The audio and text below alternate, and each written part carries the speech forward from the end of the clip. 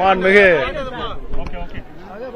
இதே தெய்வம் கழகத்தினுடைய நிரந்தர பொதுச் செயலாளர் புரட்சி தலைவி அம்மா அவர்களுடைய 9வது நினைவு தினத்தை ஒட்டி அனைத்து இந்திய அண்ணா திராவிட முன்னேற்றக் கழகத்தின் புரட்சி தலைவரின் தொண்டர்களின் உரிமைகளை பாதுகாக்கின்ற கழகமாக செயல்பட்டுக் கொண்டிருக்கின்ற நாங்கள் இன்றைக்கு மாண்புமிகு அம்மா அவருடைய நினைவு தினத்தை ஒட்டி அவர் இந்த நாட்டிற்கும் கழகத்திற்கும் ஆற்றிய பணிகளை நினைவு கூர்ந்து அம்மா அவர்களுக்கு புகழஞ்சி செலுத்துகின்ற இங்கு கூடியிருக்கின்ற அனைத்து நிர்வாகிகளுக்கும் தொண்டர்களுக்கும் கழகத்தினுடைய கண்மணிகளுக்கும் பொதுமக்களுக்கும் என்னுடைய முதலில் நன்றியும் வணக்கத்தையும் தெரிவித்துக் கொள்கிறேன்.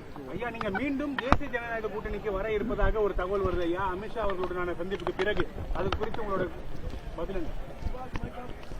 மத்திய உள்துறை அமைச்சர் மாண்புமிகு அமித்ஷா அவர்களை டெல்லியில் சந்தித்து மரியாதை நிமித்தமாக நான் சந்தித்தேன்.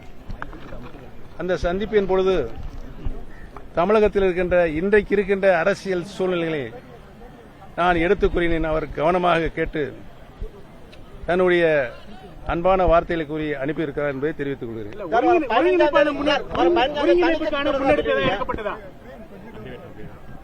அனைத்து இந்திய அண்ணா திராவிட முன்னேற்றக் கழகத்தினுடைய புரட்சி தலைவர் எந்த நோக்கத்திற்காக இந்த இயக்கத்தினை உருவாக்கினார்களோ மாண்புமிகு அம்மா அவர்கள் இந்த இயக்கத்தை வரலாற்று சிறப்பாக மிக உயர்ந்த இடத்தில் யாராலும் வெல்ல முடியாத இயக்கமாக இந்த இயக்கத்தை வழிநடத்தி நிலைநிறுத்தியிருந்தார்கள்.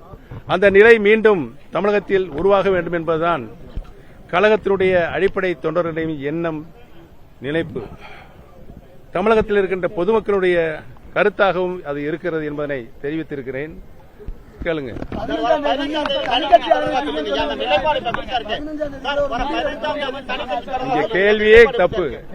கேள்வியே தப்பு. நான் எந்த சூழ்நிலையும் எப்பொழுதும் தனிக்கட்சி ஆரம்பிப்பேன் என்று சொல்லவில்லை.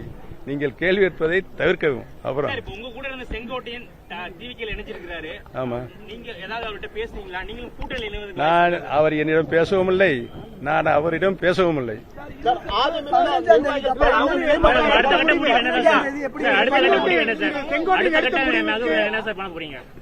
அடுத்த கட்ட நகர்வு கழகத்தினுடைய தொண்டர்களின் எண்ணப்படிதான், தமிழக மக்களுடைய எண்ணப்படிதான் இருக்கும்.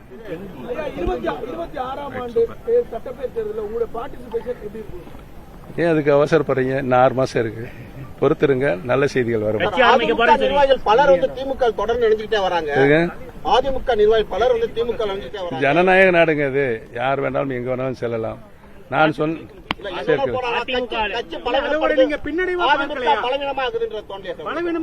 அனைத்து இந்திய அண்ணா திராவிட முன்னேற்றக் கழகத்தினுடைய தொண்டர்களின் இயக்கம், தொண்டர்களுடைய பலம் எந்த சூழ்நிலையும் எப்படியும் புரட்சி தலைவருடைய இயக்கம் பழுதுபடாது.